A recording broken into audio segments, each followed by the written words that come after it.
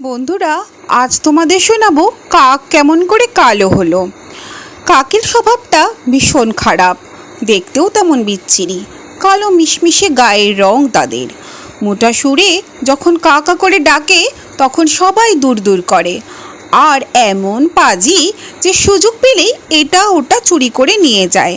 অথচ ওদের চেহারা কিন্তু আগে এমন ছিল না। গায়ের পালকগুলো ছিল খুব মোলায়েম আর ধবধবে সাদা। গলায় ছিল মধুর আওয়াজ। সবাই ওদের ভালোবাসতো। ওরা বাস করত এক গভীর বনে, ঝর্ণার ধারে। ঝর্ণার নির্মল জলে দৈনিক গা ধুয়ে নিত কাকেরা। আর তাতে গায়ের সাদা পালকগুলো আরও সাদা হয়ে ধপধপ করত। তবু স্বভাবটা তখনও ছিল ভারী খারাপ। একদিন সেই ঝর্ণার জল পান করতে এলেন এক দেবদূত। আকাশপথে চলতে চলতে খুব জল পিপাসা পেয়েছিল তার। তিনি এই ঝর্ণার জল খাওয়ার জন্য আজলা ভরে জল তুললেন মুখের কাছে। আর অমনি পাজি কাকগুলো উড়ে এলো। ওরা চিৎকার করে উঠল, ঝর্ণার জল পান করে কে? দেবদূত তখন নরম সুরে বললেন, আমি এক পথিক, খুব পিপাসা পেয়েছে।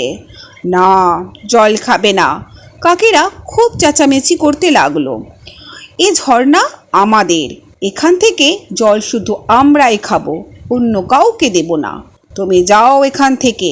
শুধু তাই নয়, দেবদূত যাতে জল পান করতে না পারে সেই জন্য ওরা উজানে গিয়ে জল ঘোলা করতে লাগলো, ছিটাতে লাগলো কাদামাটি।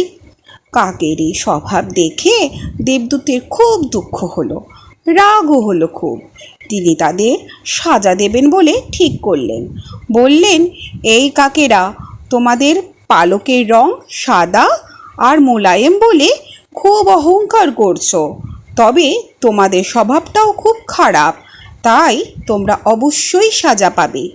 দেবদূত বললেন, আমি বলছি তোমাদের গায়ের পালক এখনই কালো কুৎসিত হয়ে যাবে, গলার আওয়াজও হয়ে যাবে খারাপ, তোমাদের সবাই ঘৃণা করবে, তোমরাই হবে দুনিয়ার সবচেয়ে খারাপ পাখি।